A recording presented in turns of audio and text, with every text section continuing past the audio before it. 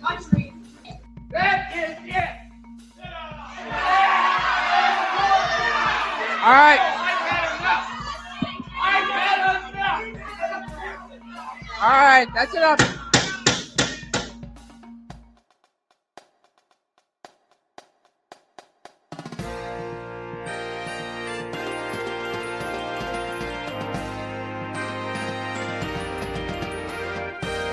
Hello, and welcome to episode 73 of the Bandwagon podcast for the week of May 25th, 2026. On this edition of the program, news and notes from the band world, including a news item from the band world as it intersects with the larger world, which leads to a bit of commentary about a wind band composition and the people who are interacting with it, followed by reporting on both empathetic, charitable, and supportive gestures, and a gesture or two which inspire the phrase, "This is why we can't have nice things." And it's a story which, as of recording time, is still developing. I'm your host, Rob Hammerton.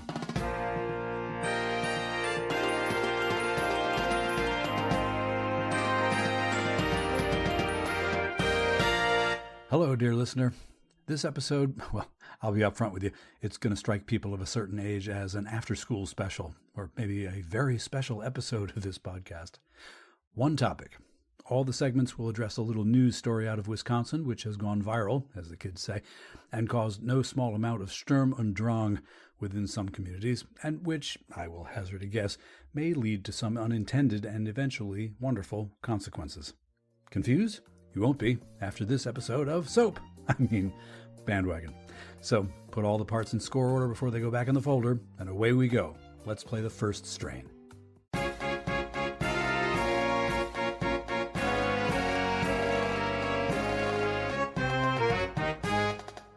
In this episode's first strain, news and notes from the band world. Dateline, Watertown, Wisconsin. Credit on this story to the writing and reporting of Corinne Hess of Wisconsin Public Radio in an article published online back on the 6th of May. Watertown High School band students have spent months preparing for their May 18 spring concert, but a piece of music will likely be struck from their set list over its history. The Watertown Wind Symphony will learn on May 12th during a special school board meeting if they will be allowed to perform A Mother of a Revolution.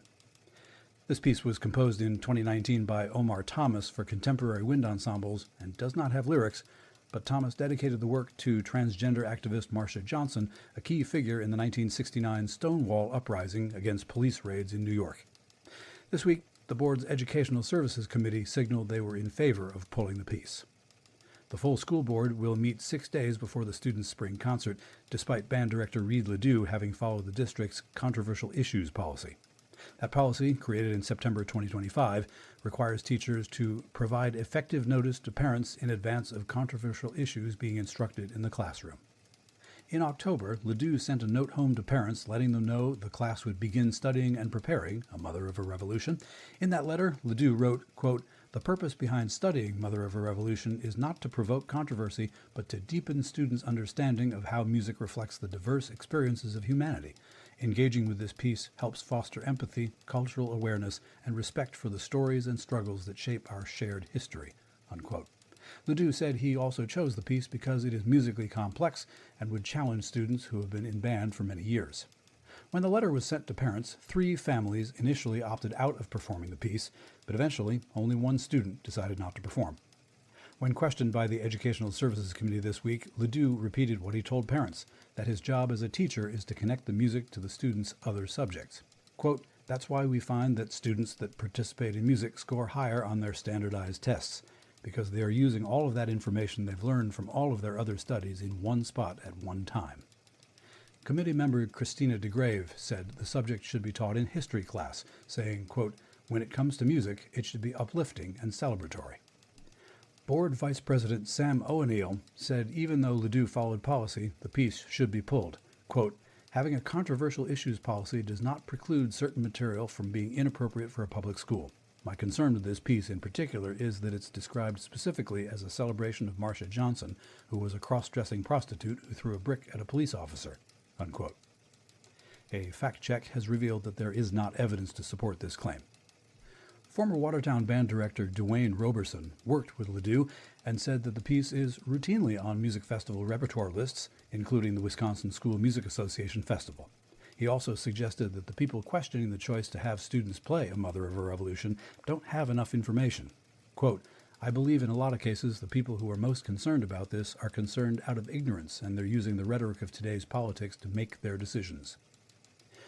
Former Watertown band parent David Byrne said, quote, it's a huge distraction from some critical issues going on in our school district. They have created all this unnecessary work for teachers with this controversial issues policy, but at the heart of it, it's just trying to prevent and penalize anything linked to the LGBTQ community.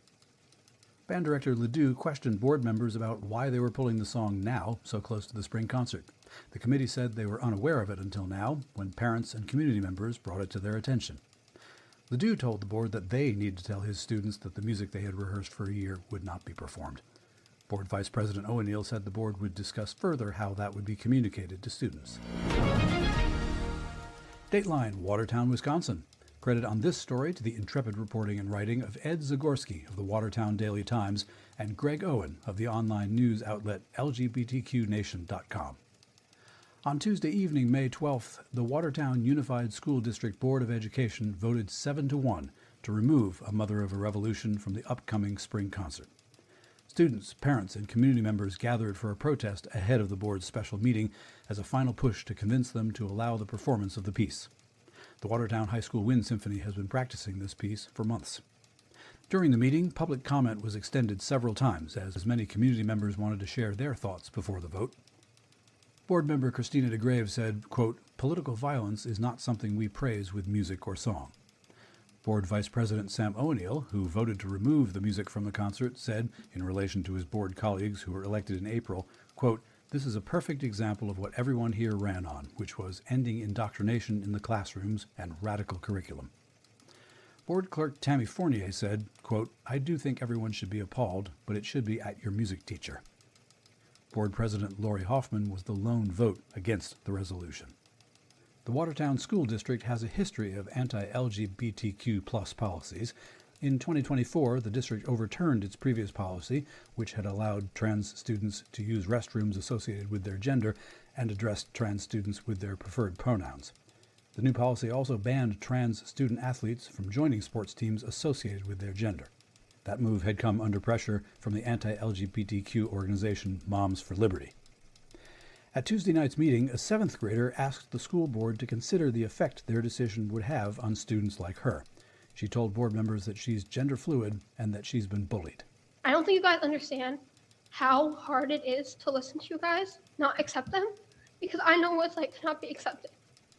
And to hear them play a piece by an LGBTQ composer would mean so much, whether they're trans, gay, whatever, because you're accepting them. You're letting the students that need to be accepted.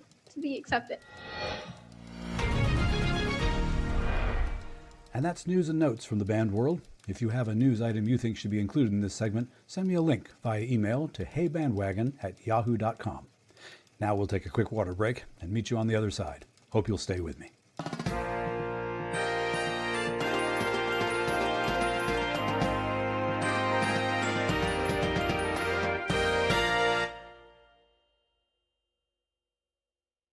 Okay, let's pick it up at the second strain.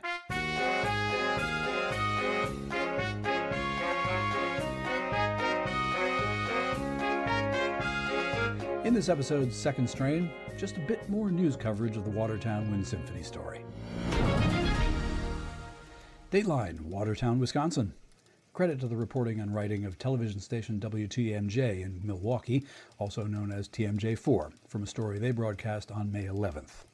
The composer who created A Mother of a Revolution has spoken out ahead of the May 12th Watertown School Board vote regarding Watertown High School's Wind Symphony repertoire.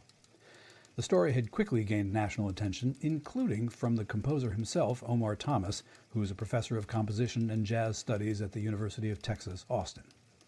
In an interview with TMJ4, Thomas reacted to Board Vice President Sam O'Neill's comment in which he said, quote, my concern is, as I was reading about it, it's described specifically as a celebration of Marsha Johnson, who was a cross-dressing prostitute who threw a brick at a police officer, unquote. Again, there is no evidence that this claim is true. Thomas's 2019 composition was inspired by the Stonewall Uprising, a series of protests led by LGBTQ+ people in response to police raids in New York City. Thomas dedicated the composition to Marsha P. Johnson, a black transgender activist associated with the movement. Thomas said that O'Neill's comment was, quote, intensely reductive and also not surprising. It's spoken like somebody who has never actually learned anything about Marsha, unquote. He said he was disappointed but not surprised by the backlash surrounding his work. Quote, it's really, truly out of the definition of the word ignorance that we're here, unquote. He went on, quote, I also chose to write about Marsha P. Johnson as a black trans woman to just honor the bravery and the strength of the trans people in my life, unquote. Thomas acknowledged that writing music connected to social issues can draw criticism. Quote, there's always a, quote-unquote, danger of this when you're writing about a topic that has any kind of thorn to it, but the reason it has thorns is because of people's misunderstanding of the trans community, unquote. Thomas said he believes public arts education should encourage empathy and understanding. Dateline, Watertown, Wisconsin. Credit on this story to the writing and reporting of Megan Lee and Denise Craig of TMJ4 in Milwaukee. On May 13th, hundreds of Watertown High School students walked out of class to protest the school board's decision to ban the Wind Symphony from performing A Mother of a Revolution at their upcoming spring concert. Students carrying signs gathered outside the school chanting, "Let them play," in protest of the board's decision. Sophia Anderson, a student who had spoken with TMJ4 the week before the protest when coverage of this story began, addressed what it meant to see so many peers show up in support. Quote, I'm just so unbelievably proud of all these people. A lot of them don't even fully know the circumstances as to which they're out here, but just seeing them all out here, these maybe about 200 people, is amazing. Like getting their support for just a band class is the best thing I could have asked for. Anderson, who has been practicing the song for months ahead of the spring concert, described her reaction to the board's decision. Quote, I'm so utterly angry and I don't even know how to express it. Student Colton Stye explained why he felt compelled to join the walkout. Quote, I just felt like, as an athlete, like for me it would be just horrible if we practice all summer long, all season, couldn't go to play. So I feel for the band team, like practicing for months and months, more than like half the school year, and then they can't go out and play the piece. Like I just feel like for me, I would be broken by that. So they must be broken too, unquote. Stye also spoke to what the broad turnout among students from different clubs and groups signals to the school board. Quote, I love to see it. I think that it shows how just connected the student body is and how disappointed everyone is with the school board in this matter. TMJ4 attempted to speak with board members after the May 12th meeting. Sarah, is there a reason you're not responding to my emails and you're telling us to reach out to the school? You're just going to walk away from me? Do you have a direct contact for you or the PIO? We've just been trying to contact you guys for over the past couple times. Yep. Sorry about that.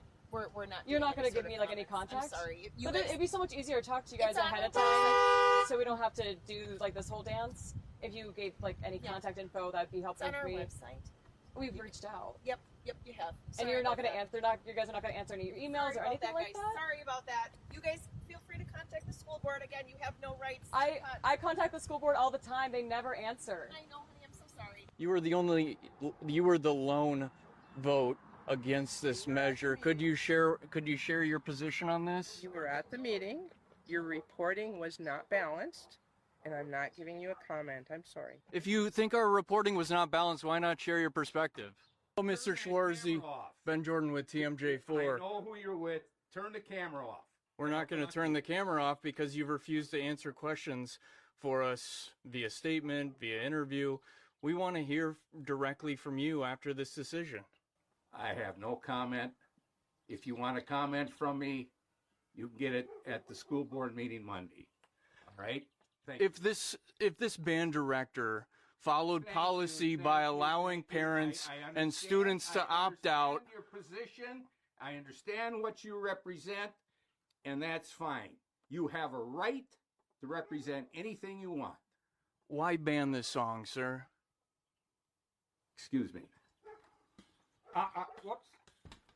Well, Mr. Handyside, I'm Ben Jordan with TMJ4. We're here because we haven't gotten any response from the school board about this song controversy. Why is that?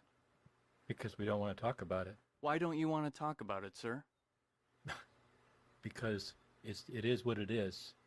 And you were there, so you saw us, but I had nothing else to say. TMJ4 also sent emails to all of the board members and the school district's superintendent on May 13th and did not hear back from any of them. So, got all that? We've laid the groundwork now, laid out all the events and facts and such, and after we observe a grand pause, let's chat about a few things. Hope you'll stick around.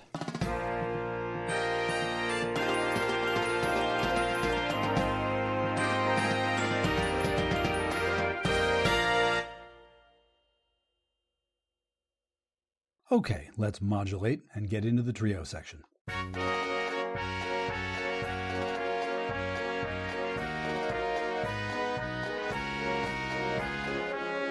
In this episode's trio section, again, in the first two strains of this podcast, I've filled you in case you were unaware of this little news story, about a little Midwestern town whose population, whose educators, whose history all came together to create a perfect little storm, perhaps the penultimate example of what happens when art meets popular culture, when different viewpoints intersect gracelessly, and when young people are caught in the crossfire. I say penultimate rather than ultimate because, well, there was this little movie called Footloose.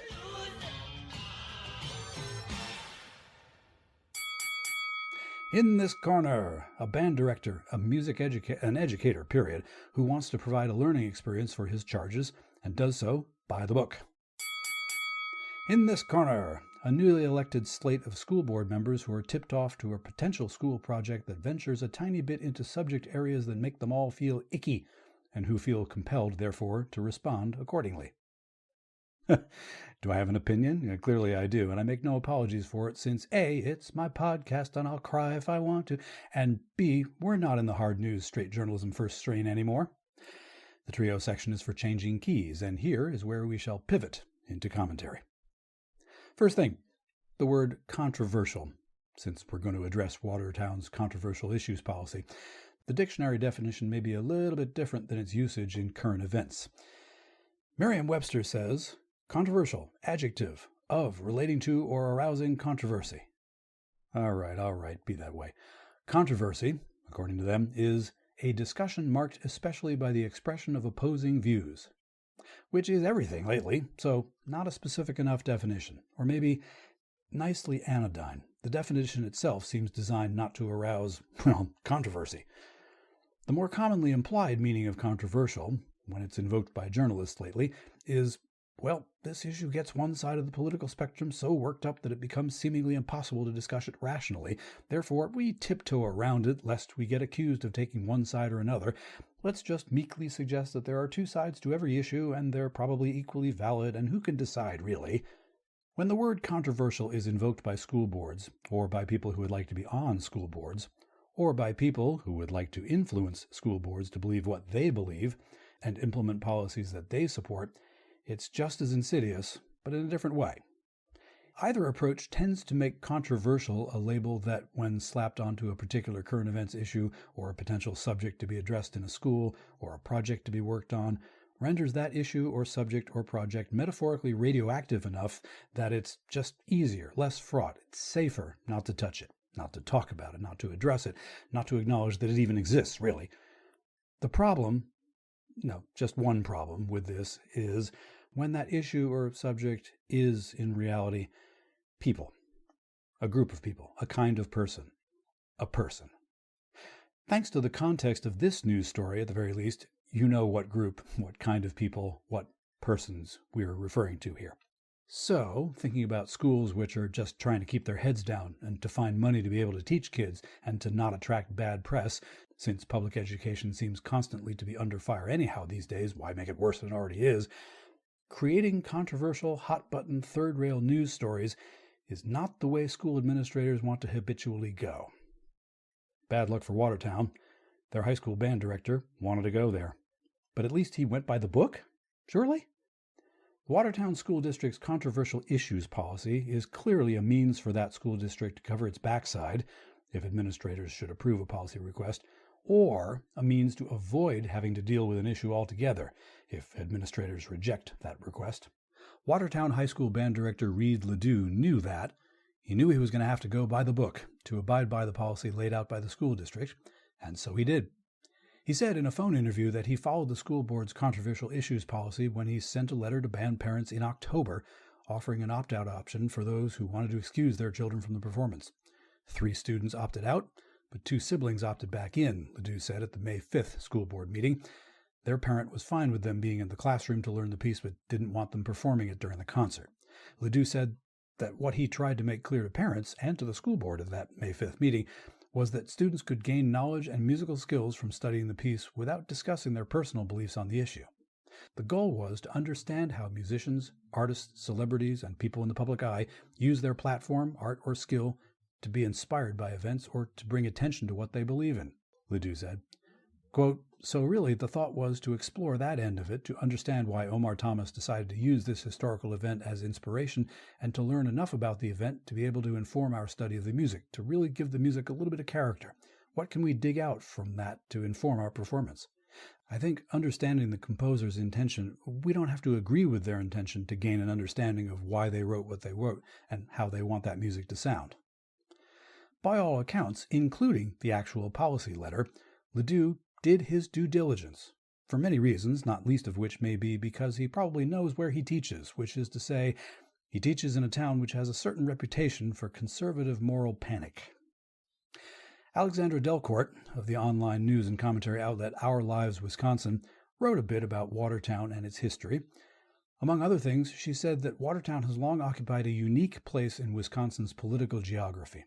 Jefferson County has become one of the state's more reliably conservative regions in recent years, and Watertown in particular has developed a reputation as a flashpoint for culture war politics surrounding schools, LGBTQ+ rights, and public institutions.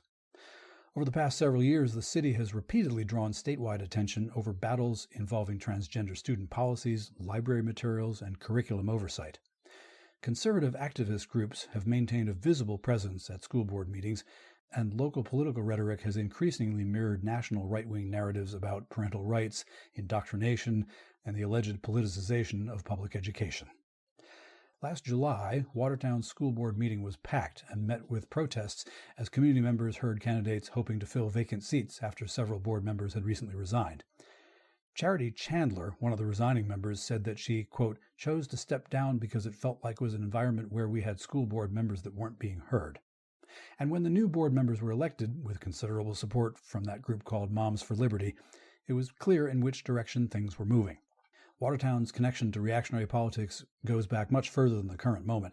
In July of 2023, a group of neo-Nazis carrying rifles and swastika flags, along with other anti-LGBTQ+ groups, came to protest a community pride event and drag show in Watertown. The groups screamed hateful and violent threats and chanted, "There will be blood, blood, blood," repeatedly throughout the event.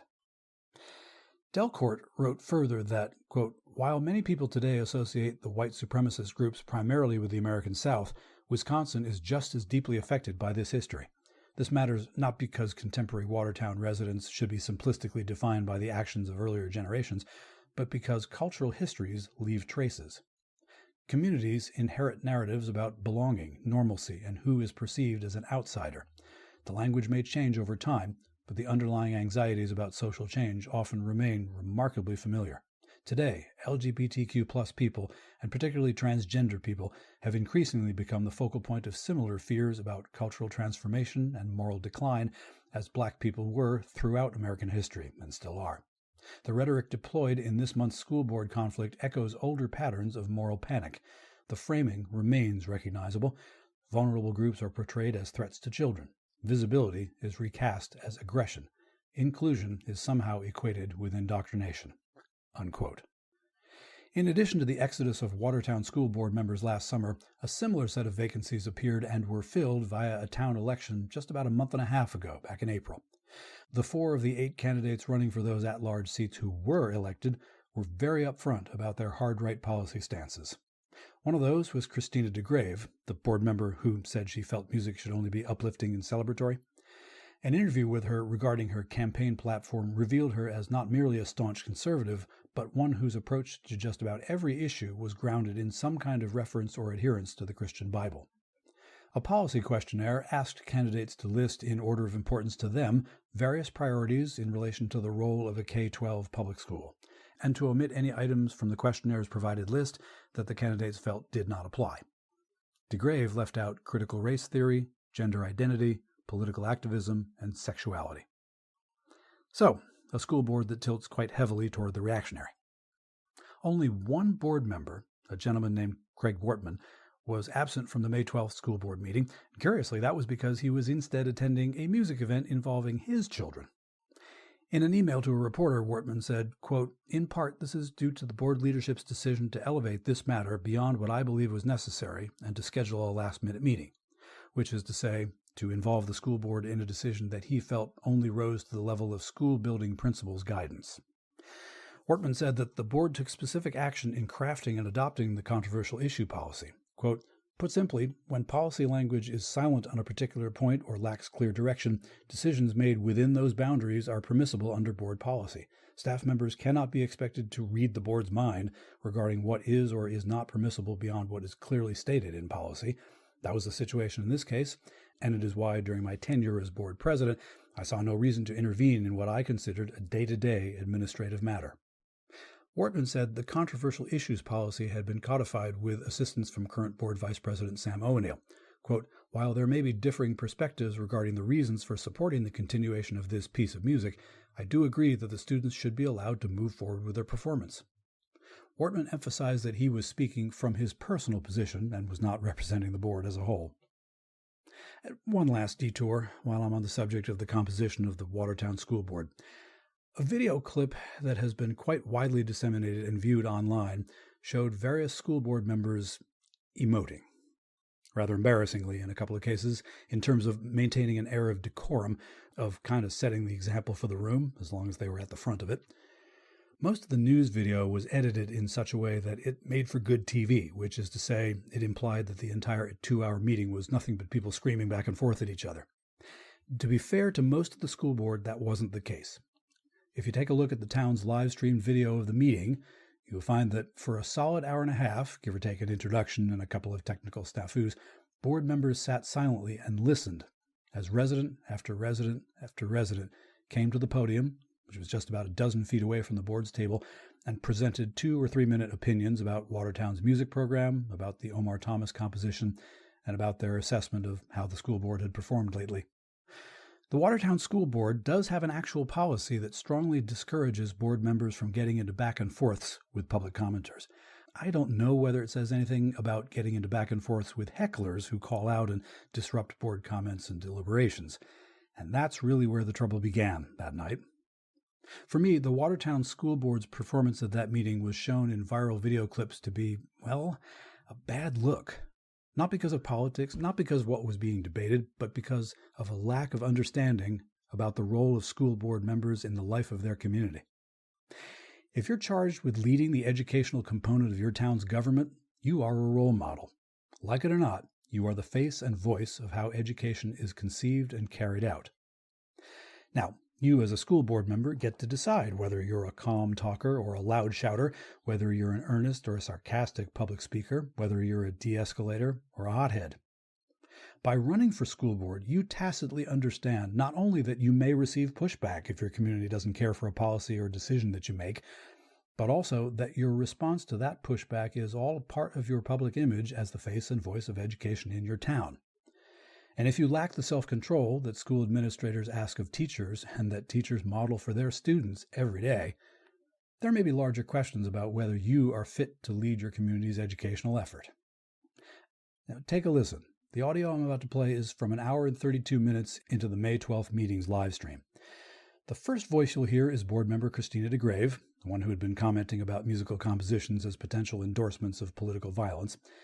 The next higher-pitched voice you'll hear is that of school board clerk Tammy Fournier, who responds to the shouted comment of a member of the audience by letting them know that the public comment time had finished previously, although she does not do so artfully, and the audience responds to that with the chant, "Let them play."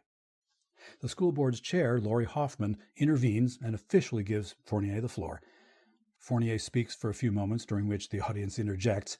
Hoffman gavels the audience back to order, but that doesn't last long, and as Fournier continues to try to speak, the audience continues to push back, including one audience member who just tries to howl over her. Hoffman finally asks if there are other board members who wish to speak, and there is one. His name is Dan Voltner. Voltner greets meeting attendees who have come from outside Watertown. He acknowledges the emails that the board has received about the evening's topic, and he notes that the music lobby is strong. In response to that, one audience member calls out saying, "You're an embarrassment to your country." And then, well, some stuff does break loose. I'll meet you on the other side of this audio clip. Here it goes. We live where our youth believe political violence now. 70% that came out last week said political violence to achieve their goals is now acceptable. When we polarize and encourage such moral separations in our communities, we have a breakdown in our community. Celebrating with music empowers violent ends to achieve personal views if it's done in the wrong way and not taught what the music piece is about. All of it. This needs to stop. Anyone else want to speak? Tammy? Nope. You're done. You're done. Sit. Thank you. Tammy?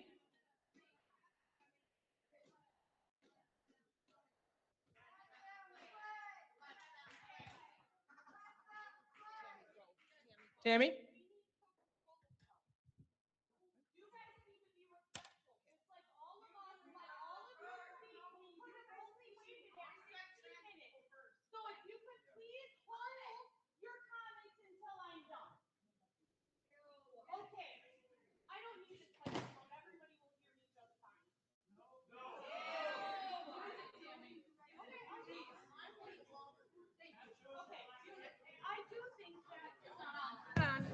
I do think everybody in this room has a right to be appalled, but it's at your music teacher. He had the opportunity.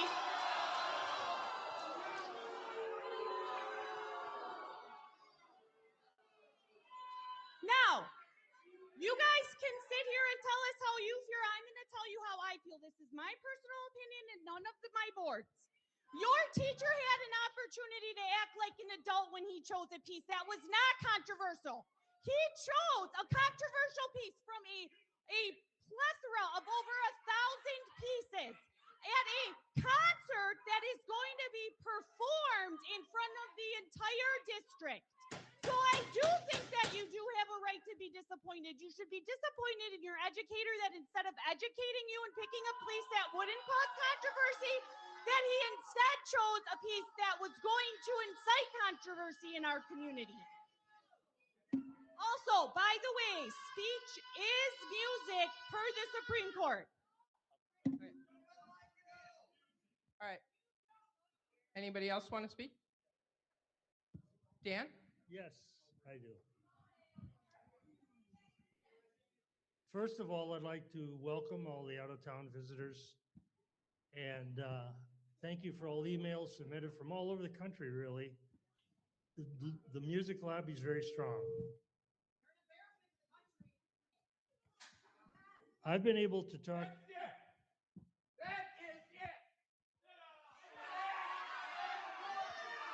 All right.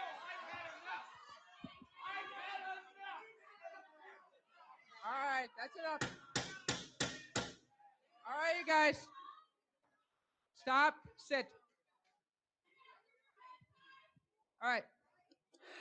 The voice you heard saying, "That's it, that is it, I have had enough," that was the voice of board treasurer Carl Schwartzy.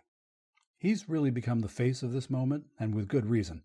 For the entire 2-hour meeting, save 2 or 3 brief moments where he sat forward, forearms on knees, Carl Schwartzy sat at his place behind the board's table, leaning back in his chair, arms crossed across his chest. All the other board members were sitting upright, hands folded on the table in front of them. This is indeed a body language issue, and an audio clip will not help you with this, but I think it's important. Schwartzy's posture, his facial expression, everything he presented physically said, "I am not listening, I am not agreeing, I am not taking any public commenter seriously. Nothing anyone says will change my mind." In particular, the crossed arms may well also have been a physical manifestation of his mounting frustration with the proceedings. I will confess to occasionally having experience with that at moments in my life. If Schwartzy were to be asked about all that, I bet he would deny it all, but body language doesn't often lie. So when the heckler accused the board of being an embarrassment to their country, Schwartzy kind of lost it. He stood. He jabbed a finger out toward the audience, presumably toward that particular heckler, I'm guessing, and shouted back at them like a substitute teacher who couldn't control their class any other way. Fournier tugged at Schwartz's sleeve a tiny bit, hoping to get him to sit down, with no success. The board chair, Laurie Hoffman, finally had to instruct him to take a seat, which he did, without seeming particularly happy about it. Again, you are a role model, sir. The golden rule applies. Treat people the way you want to be treated. But the golden rule of leadership also applies. You have to rise above the crazy. You have to keep your cool. There are ways of addressing people and topics that keep things productive, and Schwartzy wasn't utilizing any of them. Insult to injury. After the meeting, both in the meeting room and at the front door of his house later on, Schwartzy was asked by reporters for comment and flatly, defiantly refused. You heard it before in the clip I played of the TMJ4 reporters asking board members for comment. Anyway, I've gone on a bit about style and substance as it relates to topics that are not strictly speaking concert band topics, but I think they're important if we want to establish context for this school board's insistence on banning a high school band from playing a composition at... Oh, sorry. One more little bit of trivia before I get on with this, but it's a pet peeve of mine. Lots of news anchors and reporters, as well as plenty of online commenters, who might not know the ins and outs of musical composition, and that may not be their fault exactly. Lots of people are referring to A Mother of a Revolution as a song. The band is not being allowed to play this song. This song is dedicated to Marsha P. Johnson. This song doesn't even have words. Petty gripe, but not a song. A song is a very specific thing. Whether you're thinking of one of the 19th century art songs of Robert Schumann or the Neil Diamond hit Sweet Caroline, a song has a very specific definition, which is a short metrical composition intended or adapted for singing. I looked that up to make sure. Omar Thomas wrote something that is very different from that. Okay, I get it. Common vernacular nowadays. Anything musical is a song. Petty gripe over. Where was I? Oh yeah. The school board's meeting on the 12th was not the only place where pushback was offered. As I mentioned earlier in this podcast, the day after the meeting, Watertown High School students walked out of class in support of their classmates. 2 days later, students at Watertown's Riverside Middle School did the same, in spite of the fact that at the moment they intended to walk out of classes, Riverside Middle School was placed on a cautionary lock and hold. In a message to parents, the school said that it had been made aware of a rumor that impacts student safety outside of the building during the planned walkout. An announcement played at the school told students they would remain inside for the remainder of the day. That didn't happen. Some students made their way outside anyway. The student who helped organize the walkout said that they, quote, forced our way through pretty much a wall of teachers. Another student said, quote, there was a lock and hold because there was something that happened in a class that had a co-principal and a school resource officer running because of something violent. So then after 30 minutes they let us out, and at the front door we had to have a pass to leave, but then everyone escaped. Everyone ran out with their signs and their face paint and everything and started protesting. Point of personal privilege here. No knock on the activist students, but speaking as a former teacher myself, I can empathize with the teachers in this case. And point of personal privilege, accompanied by a raised eyebrow here, it does seem kind of interesting that the cautionary lock and hold was put in place at the moment the walkout was supposed to happen. I'm not habitually a suspicious person, but these days, man alive, anything can look sketchy.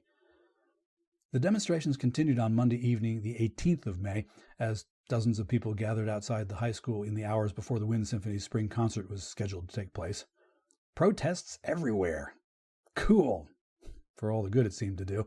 The Wind Symphony didn't play A Mother of a Revolution that night, and at the school board meeting that was happening simultaneously, board members made no mention of the topic at all. But the board members appeared to be vastly outnumbered around town. Wendy Pliska, a leader of the organization Social Justice Watertown, and a parent of 2 Watertown High School students, one of whom plays in the Wind Symphony, called the school board's decision to consider pulling the piece from the concert, quote, another witch hunt. It's just another way to intimidate teachers. It's just another way to marginalize our queer, trans, and black students. It's just another way for them to show who's in charge. I've seen folks talking about if they ban this, what's next? If they ban a piece of instrumental music that doesn't even have words just because they don't like the person it was dedicated to, what else are they going to censor? Like, are they going to tell kids in our classes that they can't make art about specific topics? Unquote. Ash Moreno, a 2024 Watertown High School graduate who identifies as non-binary and bisexual and who is a former Wind Symphony member, said that the board, quote, is trying to make something out of nothing. I want people to also realize that even though it wasn't the intention to put my communities into the light, I feel like everybody finds us as something dangerous, and we're just normal people like you are, like that random person on the street is. We're all just normal people, unquote. Meanwhile, speech continued to flow freely, and other members of the Watertown community than just the school board took issue with the mother of a revolution. Watertown resident John Markle said, in part, on a May 2nd Facebook post, and that is important, quote, "This is not okay. This is radical curriculum. This is indoctrination." Markle also shared screenshots of the letter that band director Ledoux sent to parents about the piece and the option to opt out.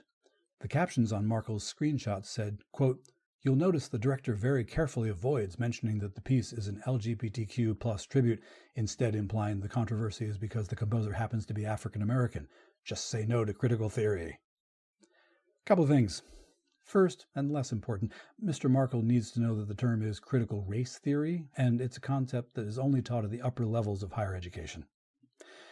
More importantly, although Mr. Markle dutifully posted images of Ledoux's letter to parents regarding a mother of a revolution, he either did not notice or did not wish to alert his readers to the fact that, indeed, Ledoux had noted the LGBTQ plus dedication of the piece. The reason I think Markle's post being on May 2nd is important is because the school board claimed that it had not known about this particular little bit of controversial issue policy fodder until very recently when parents and community members brought it up. Was Markle one of those? 100% he was. Look it up. Another Watertown resident, Susan Shelby, wrote on Facebook on May 7th, quote, "Political activism in music class. The problem is not the music in and of itself. It's the supplemental materials that were used to teach the kids that they're not good people if they don't have empathy toward people like this, brackets, sex workers who start riots by throwing bricks at police, close brackets, and that they must celebrate them." Again, the throwing bricks at police claim is, at best, disputed by fact checkers. Let's not allow repetition of an assertion to turn that assertion into assumed fact. Anyway, Shelby continued, writing that Ledoux also said that the piece was, quote, "specifically a celebration of this person after the kids are trained to want to celebrate him. They are teaching kids what to think," unquote. A brief interjection here from me. The person that Shelby says the supplemental materials were insidiously conditioning students to celebrate, Marsha P. Johnson, her Wikipedia page states that she was born Malcolm Michaels Jr. in 1945, but that most of her family referred to her with female pronouns from a quite early age. And that Wikipedia page provides a note about this, saying in part that its article about Johnson uses female pronouns for Johnson, quote, "as these are the pronouns used by the majority of sources and the pronouns she used most often.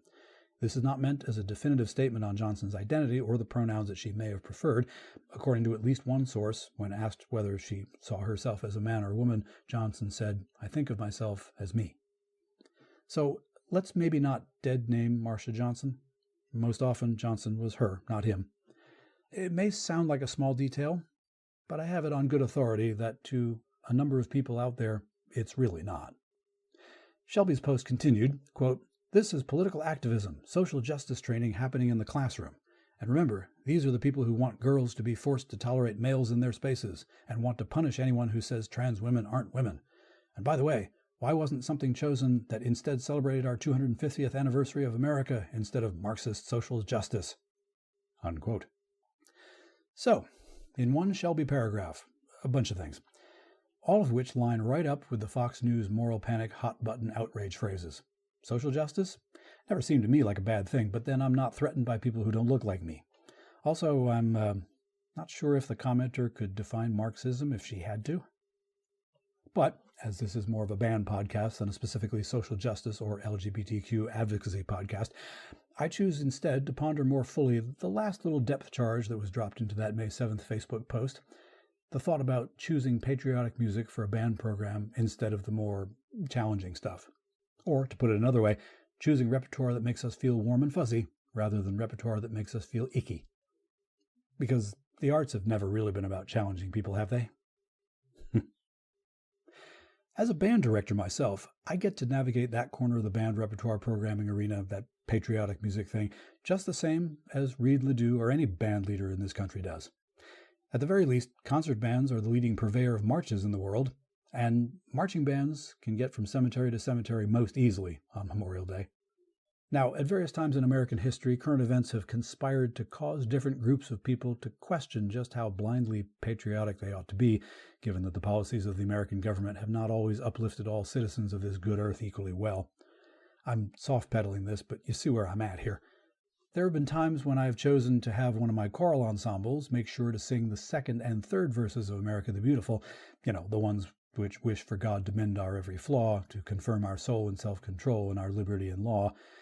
The verses which talk about heroes proved in liberating strife, who more than self their country loved and mercy more than life. And the verses which hope that God may refine our gold until all our success is nobleness and every gain divine.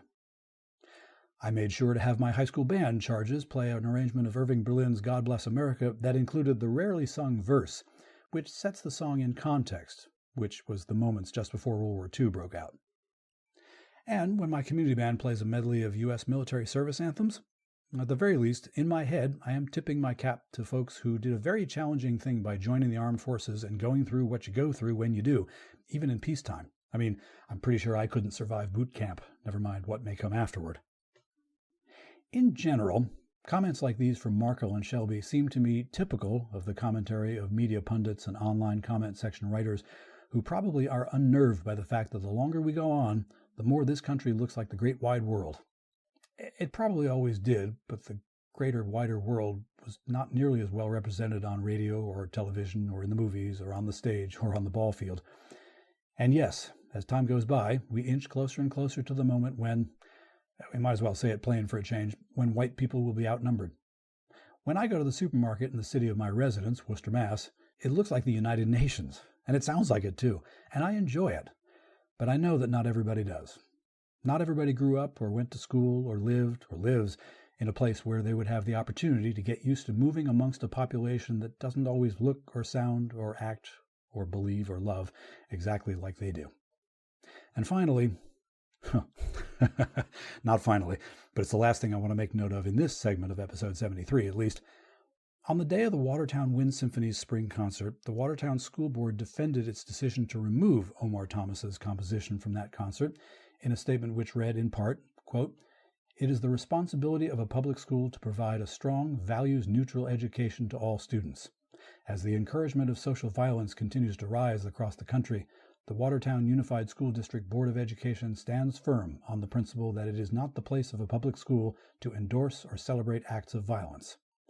The district's controversial issues policy is clear. Use of controversial issues is permitted, but only if it does not, quote, tend to indoctrinate or persuade students to a particular point of view, unquote. Based on the teacher's description, the lesson was intended to persuade students toward emotional alignment with the events of the Stonewall riot. Considering these factors, the board decided to remove the song from the concert due to its celebration of violence. The Watertown School Board remains committed to providing academic education free from indoctrination." Unquote. If that is in fact the standard, then I suppose the Watertown Band will also have to stop playing the Star-Spangled Banner before football games. After all, that piece is all about rockets and bombs and stuff. And in a month or so, we're going to have to raise an eyebrow at that big orchestra composition. What's it called again? Oh yeah, the 1812 Overture. A bit more to say on this subject, both in the wider world and on this episode of Bandwagon. And after this brief break, I'll go ahead and say it.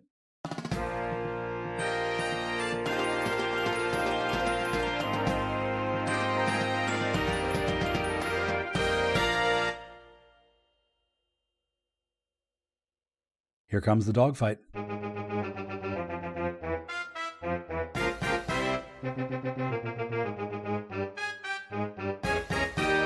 This episode's dogfight is a brief postscript to the Watertown Wind Symphony story.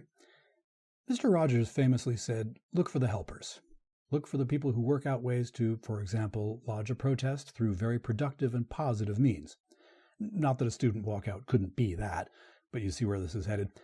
Those helpers can come in many forms, In the case of the Watertown music kerfuffle, one of those forms is people trying to come up with other ways of having that Omar Thomas piece performed. Sort of a just try and stop us vibe. One such effort was in New Jersey, where a community performance of A Mother of a Revolution was scheduled for Tuesday the 19th. Students, faculty, and staff of the College of New Jersey, as well as nearby community members, were invited to gather in the late afternoon of last Tuesday to perform the piece in TCNJ's Mayo Concert Hall. Another effort, much more local to Watertown this time, was Emmanuel Evangelical Lutheran Church's hosting of a community performance of A Mother of a Revolution on Wednesday evening the 20th. The ensemble included musicians with roots in the local Watertown community, including area students. Omar Thomas, his own self, traveled to Watertown to conduct the performance, and he spoke about it beforehand. I've included a link to the live stream of that evening in this episode's show notes. It's worth a look. There was one other, hey, let's put together a rogue, unauthorized performance of that piece sort of project that was a little bit different than those first two that I've mentioned. And whether we can truly label the organizer as a helper, well, unfortunately, that's still a little bit murky. Sometimes a great idea can be thwarted by the little details that its progenitor doesn't really have a handle on.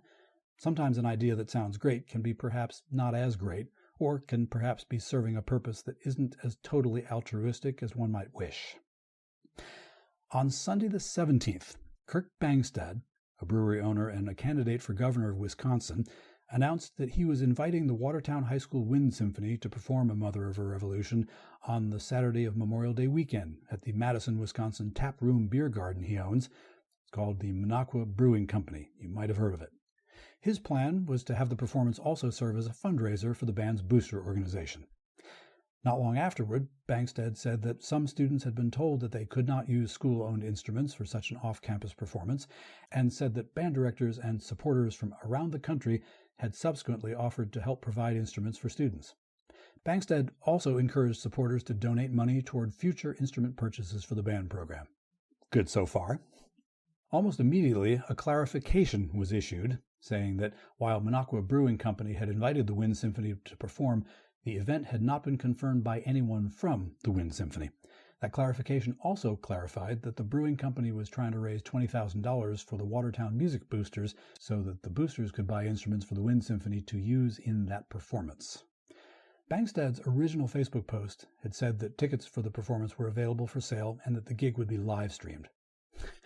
If I were really picky, I would jump up and reference my own experience with live streaming as it relates to the broadcast of copyrighted material, but I will choose not to do that at this time, since it would be yet another tangent. You don't want that.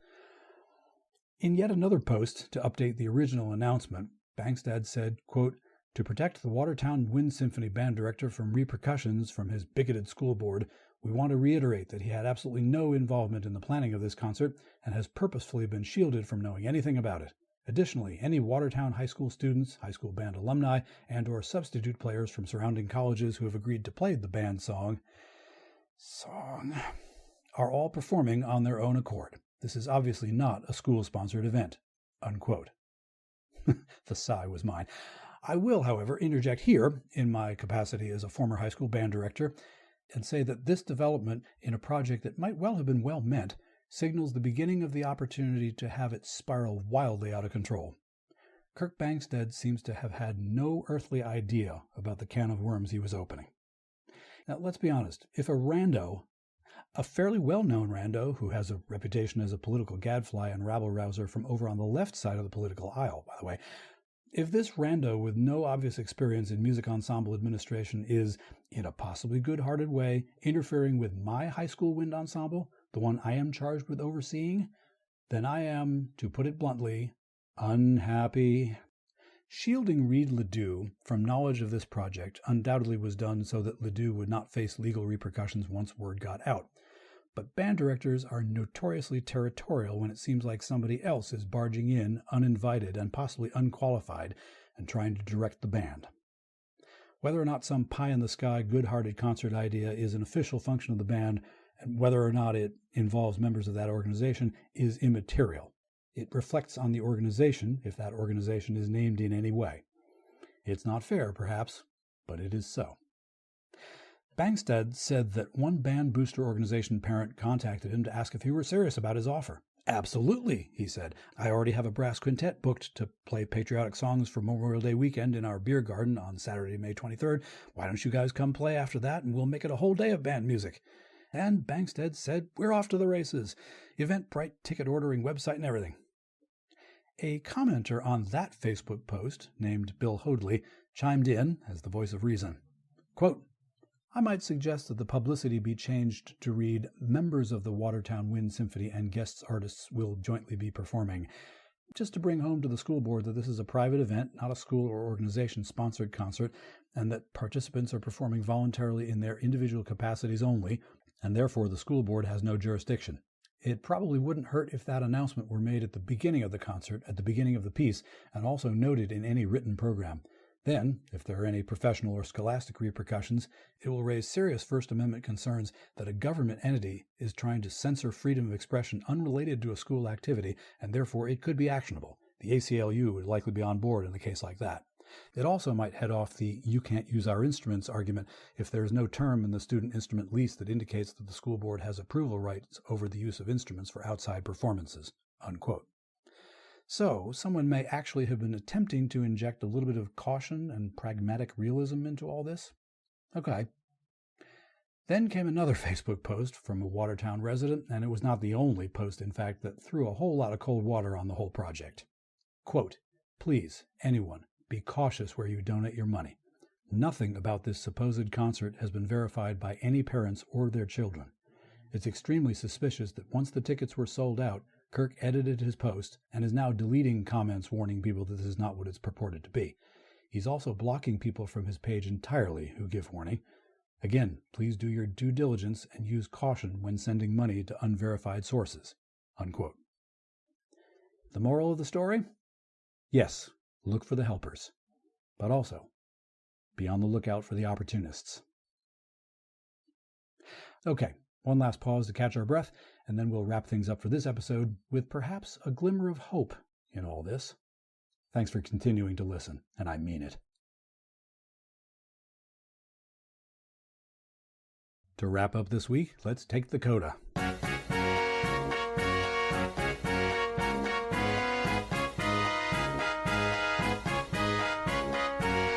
Dear listener, I wonder if you've heard of the Streisand effect. The Streisand effect describes a situation where an attempt to hide, remove, or censor information results in the unintended consequence of the effort instead increasing public awareness of the information. The term was coined in 2005 after Barbra Streisand attempted to suppress the publication of a photograph showing her clifftop residence in Malibu, which was taken to document coastal erosion in California. Streisand sued the photographer for $50 million for violation of privacy. The lawsuit was dismissed, and Streisand was ordered to pay the photographers $177,000 worth of legal fees. The image in question had been downloaded only 6 times prior to Streisand's lawsuit, 2 of those being by Streisand's attorneys, but public awareness of the case led to more than 420,000 people visiting the site over the following month. The Streisand effect has been described as an example of psychological reactance, wherein, once people are aware that some information is being kept from them, they are significantly more motivated to acquire and spread it. With that as context for this lengthy coda, let me return to the writer Alexandra Delcourt, whose work I quoted a little while ago. She wrote that article recently, part of which was subtitled Representation as Necessity. I'm going to quote it at length, here and now. Quote, representation in schools is not merely symbolic. Research consistently shows that visibility and inclusion affect student mental health, belonging, and academic outcomes. When LGBTQ+ identities are framed primarily through controversy, censorship, or conflict, students absorb those messages regardless of whether adults intend them to. Inclusion signals value, and silence communicates lack thereof. And in Watertown, students appear acutely aware of that reality. Watertown High School junior Rosalie Drager commented on the Watertown School Board's decision to ban Omar Thomas's composition, saying, and this is a quote within this quote, I have various friends who are in the LGBTQ community, and I am one of them as well. There's been discrimination for years. There's been violence against gay people. There's plenty of people who have died just because they were trans, or if they were interested in the same sex, and that's not okay, unquote. Delcourt continues, quote, Watertown is hardly alone in this struggle. Across Wisconsin, local school boards have become ground zero for national ideological battles over gender, sexuality, and public education. But what makes this moment particularly striking is how clearly it illustrates the evolving nature of anti-LGBTQ+ rhetoric. The language is often softer now than it once was. What used to be explicit hostility is now more often something that looks like procedural language about neutrality, appropriateness, or community standards. In other words, visibility itself is the controversy. And yet, the student response in Watertown suggests another reality unfolding alongside the backlash. Younger generations are recognizing these debates for what they are. For many students, LGBTQ+ inclusion is neither radical nor abstract. It is ordinary life. It's their friends, family, teachers, and often themselves. Which may explain why attempts to suppress representation now so often produce even larger conversations that include protest, but may even stretch beyond their communities into the local media and onto the biggest discussion platform of all, social media. What was supposed to disappear quietly from a concert stage has instead become one of Wisconsin's most visible recent debates over censorship, education, and LGBTQ+ belonging. And for many watching, the question lingering after the vote is no longer whether the song will be performed. It is why its existence frightened people in the first place." Unquote. What happened, and is still happening in Watertown, Wisconsin, was meant to stop a performance. It didn't merely fail. Now, many more people know who Omar Thomas is, and have heard A Mother of a Revolution than would have otherwise. More people know who Marsha P. Johnson is. More people know what the word Stonewall even refers to. And selfishly, I take note, more people are talking about wind ensembles than they were before. One of the other segments of Alexandra Delcourt's article was called History Leaves Traces. A little bit of that segment I mentioned earlier. History Leaves Traces means history remembers who tried to ban music, or books, or artwork, or free expression. History also remembers the people who pushed back. This past few weeks, those pushing back people have been band people, and their friends and families. I never claimed that band was going to save the world. I just knew it would always make it better.